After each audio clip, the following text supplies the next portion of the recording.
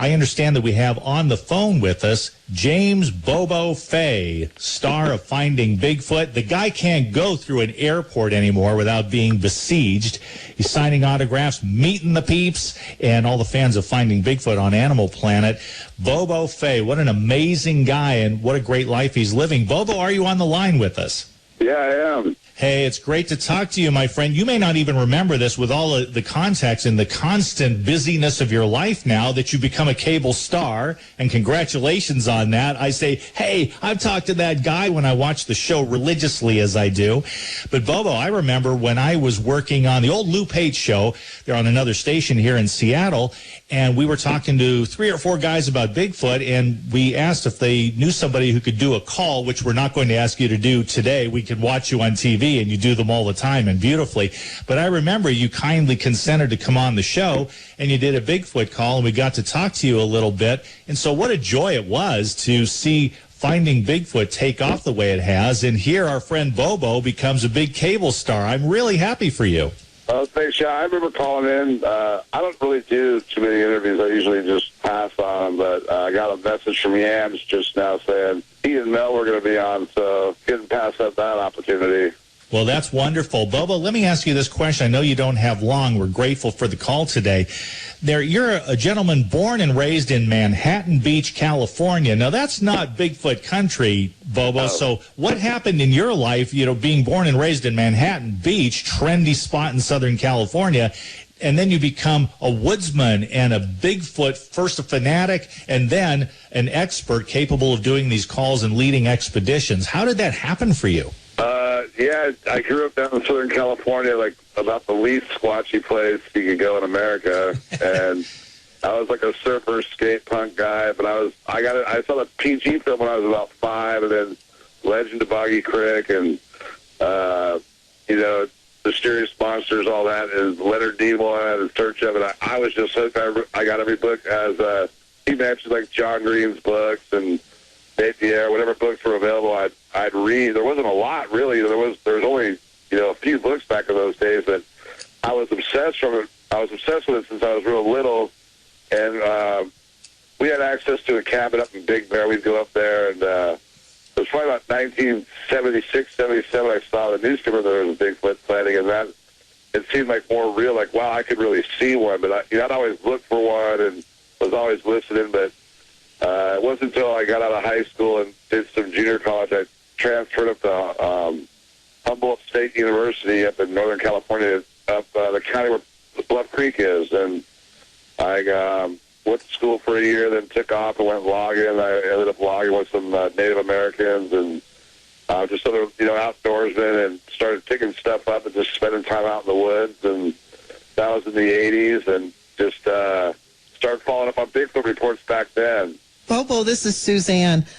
Tom was saying that Sasquatch have been found in all the states now except Hawaii. And as Gary and I have been watching your show about Finding Bigfoot, it seems like they're everywhere now.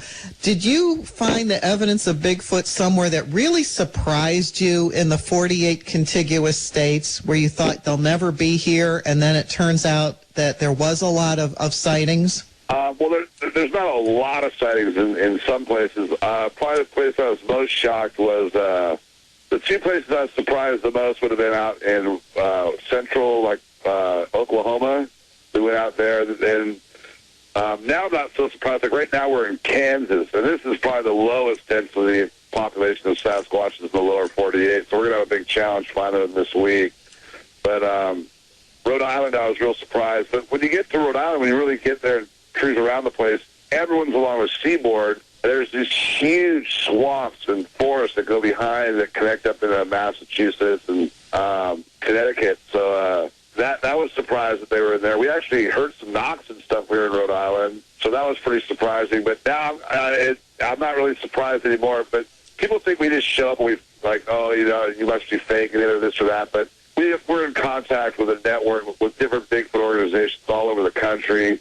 We have advanced field producers working on tracking down the latest sightings and So when we get there, we have a real good idea where to start. Bobo, I wanted to ask you, now you mentioned knocks, Bigfoot knocks on trees, for example. There's knocks and then there's rocks.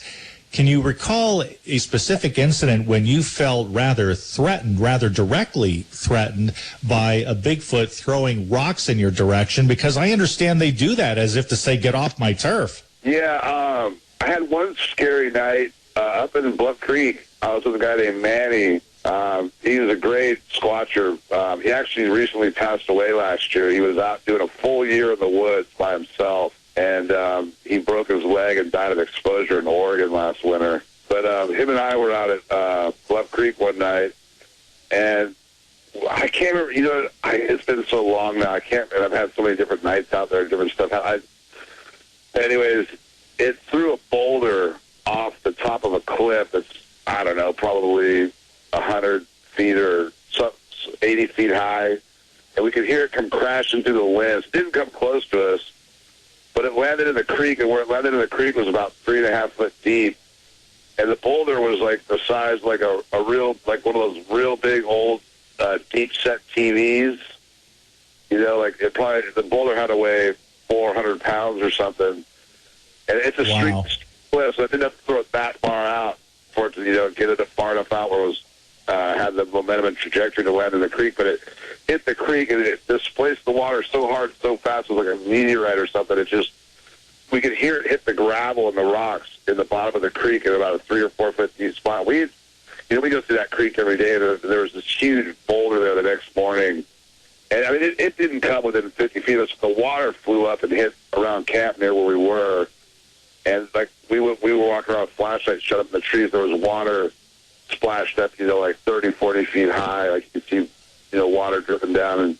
But just knowing I could throw a rock that big was pretty sketchy. And then one day I was at the Amazon Bluff, and a rock got thrown behind me. I didn't feel scared. It was daytime. One of the few daytime things I've had happen up there. And it landed in the creek behind me and splashed me. It, landed within 5 feet of me. And it was probably softball size. But the only time they've hit me has been twice with pebbles. But I've never really felt scared by rocks. Okay, it just seems to me that with the researchers, I keep hearing these stories, and on Discovery Channel as well, where they will go out to a very remote area in the Great North Woods, for example, and they're overnight in this cabin, and they'll be trying to sleep, and, a bear isn't going to do this from some distance away, and they'll have these rocks that hit the roof repeatedly, and that's sending a message, but it's a threatening one, like, you're too close to my range here, I don't want you in my neighborhood, essentially. And they were quite shaken, these professional scientists, in experiencing something like this, and they didn't know how to account for it if there's no such thing as Bigfoot. I know it's Snellgrove Lake. We actually are trying to do an episode up there, but I never personally had that happen. The best sighting I ever had was down in New Mexico at the Hickory Apache Reservation in 2004. And I saw that they, it was behind one of the tents. I thought it was one of the guys on our team until later when I realized it was. And I went down to camp, and everyone was in camp. And when we went back, I went and stood where I was. We got a guy bigger than me, walked by the tent, and this thing was, and then I realized how big it was. It dwarfed him. So, and it was throwing pebbles at the fire where the people were all sitting at the fire. And they thought it was me screwing around, but it wasn't. And so anyways, I mean, they do that rock thing, but I don't think it's all that common because I don't know too many people that have been pelted with rocks. It's still pretty rare. They'll throw rocks I think what they normally do is throw rocks if you're near water, they'll throw rocks in the water. Because another time I was up there off the Klamath River near Bluff Creek, my only daylight sighting was big rocks, like 30-pound rocks, 20-pound rocks were coming up over these trees that were 30 feet high, and they were coming out of the thick brush on the other side of the trees, and they were getting lobbed up, good 30 feet high, going 80 to 100 feet to land down in the creek, and they were landing in the creek. I mean, I used to be shot put, and they're the strongest, best guy in the world can throw a 16-pound shot put like 70-something feet. They do the height of like 15, 20 feet. These things were, going twice as high. They're 50% or 100% more weight than those shot puts, and they were going way up higher. So, I mean, they can throw. I know a guy one time actually in Northern California back in the 60s, he got pelted behind a huge old-growth fir tree, about a 4-foot diameter at the base, and it was blasting the tree with huge, huge rocks and just the tearing chunks out of the tree. And he said it was 160, 180 yards away, and it was firing rocks that distance. Big enough rocks that were taking chunks out of an old-growth tree.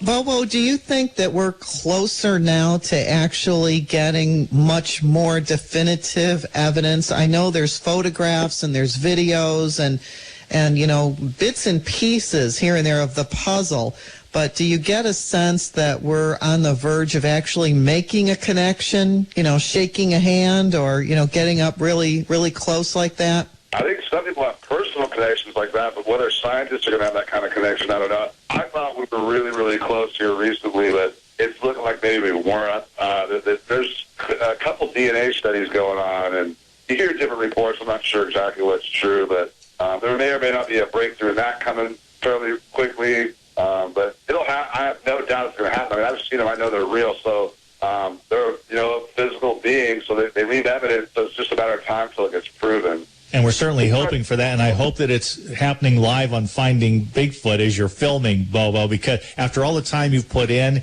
and the passion you have for this subject, I think that you deserve to be there when it happens. I was going to say, I had a pretty cool experience with Mel one time. He came down to Northern California, and we were out in the redwoods when we got approached by a couple of squatches. We could actually smell them. One of the few times I smelled them, and we had a park ranger, a state park ranger that was... he was into it and was real skeptical, and I told him, I said, hey, I got this place where I camp out. It's illegal to camp there inside the park, but I've had like crazy experiences, never been approached, had them get aggressive, and we made a convert that night of kind of known Bigfoot researcher now, Robert Levin, and Mel was with us that night, and he was down in NorCal with us. What do they smell like? That's what I want to know.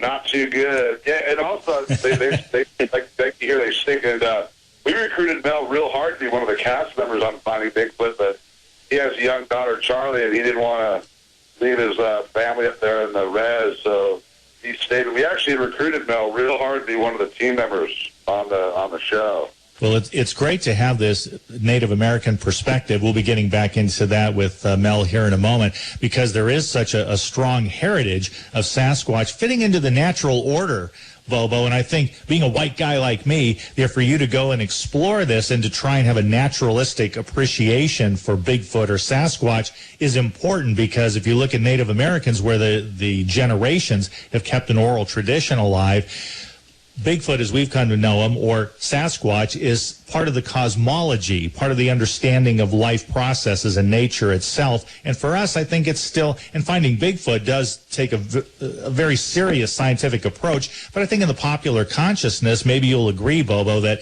Bigfoot or Squatch has a tendency to be seen as kind of an adventure, a thrill ride on TV as we watch people look for something spooky. Yeah, but I always press real hard to include, whenever there's a tribe nearby, I press real hard to include that we speak to them and get their perspective. And the producers and the cast are all, in support of that. But I always push real hard for that, because no one knows. Like when I was logging up at Northern Cal, I worked with some Hoopa and Yurok tribal members, and they would just go poaching, like when steelhead numbers were low or salmon numbers were low or whatever it may be, or elk out of season or something. They'd poach stuff like that. God, you guys, you got to follow the game rules. And they're like, why would we listen to these dumb white biologists? They don't even know about the king of the. They don't even know about the biggest thing that lives out here. Why would we let them tell us how to manage the resources we did just fine without them? I was like, well, I guess you got me there. Good point. Well, this is a really fun time talking with you, Bobo, and I just can't tell you how thrilled I am that this happened for you.